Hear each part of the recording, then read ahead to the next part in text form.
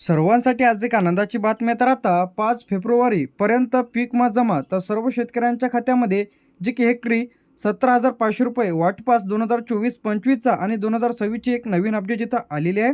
तर आज सर्वांसाठी खूप आनंदाची बातमी आहे. तर आज 5 फेब्रुवारीपर्यंत पीक विम्याचे पैसे 17,500 रुपये किती मिळत आहे. तर यामध्ये कोणाला पैसे तर मिळणार आहे, कोणत्या जिल्ह्यात वाटप सुरू झालेलं आहे, यादीमध्ये नाव कशा पद्धतीने तपासायचं आहे, नवीन नियम काय आलेले आहे, यामध्ये खरीप रब्बी हंगामातील 2024 आणि 25. तर आता नैसर्गिक आपत्तीमुळे अतिदुष्काळ याचप्रमाणे या भागातील 5 फेब्रुवारी पर्यंत पीक माहिती जमा केल्या जाणार आहे. यामध्ये जे काही आता आहे कोणाला पैसे तर मिळणार आहेत. तर आता सर्वात महत्त्वाचा जो काही पॉईंट आहे कोणाकोणाला मिळणार आहे, यामध्ये पीक विमा भरलेला असणे आवश्यक आहे. ज्या शेतकऱ्यांनी पीक विमा भरलेला आहे तर अशा शेतकऱ्यांना पीक माहिती देण्यात येणार आहे. दुसरा जो महत्त्वाचा पॉईंट म्हणजे ई पीक पाहणी तुमची केलेली असणे आवश्यक आहे. म्हणजे तुम्ही तुमच्या पिकाची नोंद केलेली असणे आवश्यक आहे. बँक खाते आधारशी लिंक असणे आवश्यक आहे, तरच तुमच्या खात्यामध्ये पैसे तर येतील. यानंतर तुमचे बँक खाते ॲक्टिव्ह म्हणजे असणे आवश्यक आहे. अर्जामध्ये कोणतीही चूक नसणे. म्हणजे बरेच वेळा काय होते, चुकीच्या पद्धतीने अर्ज इथं भरला जातो. तर या गोष्टी तुम्हाला लक्षात ठेवायच्या आहे. तर आता यामधून एक जरी अट तुमची नसेल तर तुम्हाला पीक विम्याचे पैसे तर अडकू शकतात. तर आता हेक्टरी 17,500 किती आहे, 17,500 रुपये. काही शेतकऱ्यांना इथं 8,000 मिळत आहे, काही शेतकऱ्यांना 12,000, तर काही शेतकऱ्यांना ज्यांचं सर्वाधिक बाधित क्षेत्र आहे तर अशा शेतकरी बांधवांना 17,500 रुपये. तर आता हे सर्व शेतकरी बांधवांना सारखे मिळेल असे नाही. हे त्यांच्या पिकाच्या प्रकारावर, नुकसान भरपाई टक्केवारीवर, पीक विमा अहवालावर, ई पीक पाहणी झालेली आहे का यावर. तर आता बरेच शेतकरी काय करते, ई पीक पाहणी करत नाही, त्यामुळे त्यांचे पैसे तर थांबल्या जाते. तर आता 5 फेब्रुवारीपर्यंत जर तुम्हाला पैसे आले नसतील तर हे काम करायचे आहे. ग्रामसेवक कृषी सहाय्यकाशी संपर्क साधा. पीक विम्याचा हेल्पलाईन नंबर 14447. तर यावरती कॉल करून तुम्ही तुमच्या पिकाची तक्रार करा की आम्हाला पीक विमा मिळालेला नाही.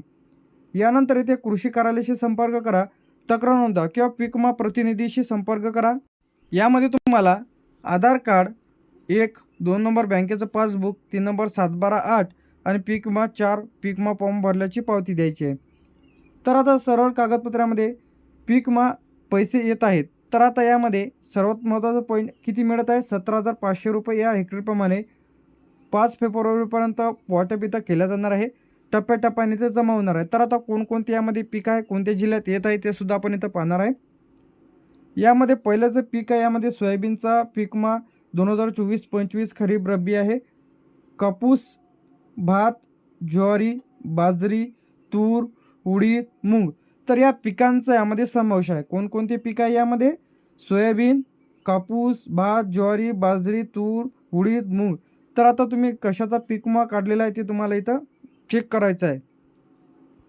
यानंतर 17,500 रुपये पूर्ण कोणाला मिळणार आहे.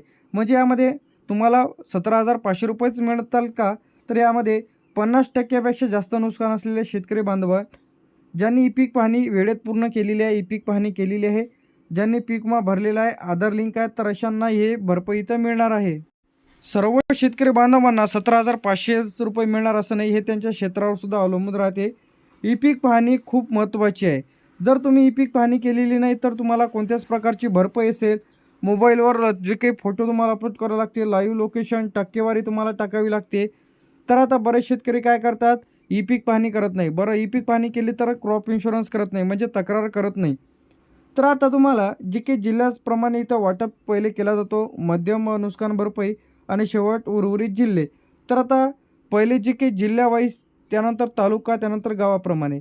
तर आता या जिल्ह्यांमध्ये पैसे इथं येत आहेत. तर यामध्ये सर्वप्रथम जो काही जिल्हा यामध्ये वाशिम, अकोला, अमरावती, यवतमाळ, बुलढाणा, वर्धा, नागपूर, भंडारा. तर आता या जिल्ह्यांमध्ये तर आता सरसकट मिळेल असा नाही. जे शेतकरी पात्र आहेत तर अशाच पात्र शेतकऱ्यांना हे जे पैसे आहेत ते मिळणार आहे. यानंतर जे ते आपलं गोंदिया, चंद्रपूर, गडचिरोली, हिंगोली, नांदेड, परभणी, जालना, छत्रपती संभाजीनगर, बीड, लातूर, धाराशिव, नाशिक, धुळे.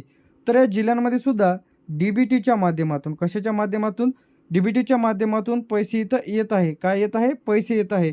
तर आता यामध्ये तुम्ही लगेच तुमचा जिल्हा चेक करा की कोणता जिल्हा आहे ते. आपण नाशिकपर्यंत बघितलेलं होतं. नाशिक झाल्याच्या नंतर इथं धुळे, नंदुरबार, जळगाव, अहिल्यानगर, पुणे, सातारा, सांगली, कोल्हापूर, सोलापूर, रायगड. तर आता या जिल्ह्यांमध्ये सुद्धा. तर आता यामध्ये हा जो महत्त्वाचा पॉईंट आहे म्हणजे सर्व जिल्ह्यात टप्प्याटप्प्याने पैसे इथं जमा होईल. एकाच वेळी शेतकऱ्यांना पैसे इथे येणार नाहीत. तुम्हाला तुमचं आधार लिंक ई-के-वाय-सी केली की नाही, त्याचप्रमाणे तुमची ई-पीक पाहणी झाली की नाही यावरती सुद्धा निर्भर करते. आता यामध्ये जे आहे 5 फेब्रुवारी जे की 5 फेब्रुवारीपर्यंत बहुतांश जिल्ह्यांमध्ये जे की पहिला टप्पा इथं वाटप होणार आहे. दुसरा टप्पा जे की 5 फेब्रुवारीनंतर दुसरा टप्पा देखील वाटपास सुरुवात होणार आहे. तर आता पुढील टप्प्याची जी काही शक्यता आहे, दुसरा टप्पा लवकरच इथं सुरू होईल. आता यासाठी तुम्हाला जर पीक विमा मिळालेलाच नसेल, तर हे कागदपत्र तुमच्याकडे असणे आवश्यक आहे. यामध्ये तुमच्याकडे आधार कार्ड, बँकेचं पासबुक, पीक विमा पावती, ई-पीक पाहणी केलेला नंबर आणि तुम्हाला हे जे सर्व डॉक्युमेंट्स आहेत ते पटवारी तलाठी किंवा पीक विमा प्रतिनिधी, पीक विमा सेंटर जिथं असेल त्यावरती नेऊन द्यायचं आहे. तर आता एका गावातील काही जणांना पैसे आले, तुम्हाला आले नसतील तर घाबरू नका. ज्यांचं सर्व ओके आहे तर अशांच्या खात्यामध्ये पैसे येत आहेत. टप्प्याटप्प्याने इथं पैसे तर सर्वांनाच इथं येतील. तर आता जे शेतकरी पात्र आहेत त्या शेतकऱ्यांना तर घाबरण्याचं काही कारण नाही.